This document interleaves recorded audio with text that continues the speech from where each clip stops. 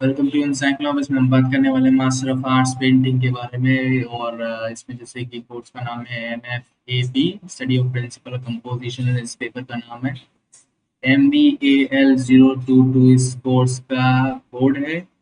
और जुलाई 2025 जो है इस सेशन का असाइनमेंट है सेमेस्टर 1 के। अब बात करते हैं कि इसका लास्ट डेट जो है वो है 30 दिसंबर 2025। इसका लास्ट डेट है। कोर्स कोड है आपका MVAL 022। इसका कोर्स कोड है।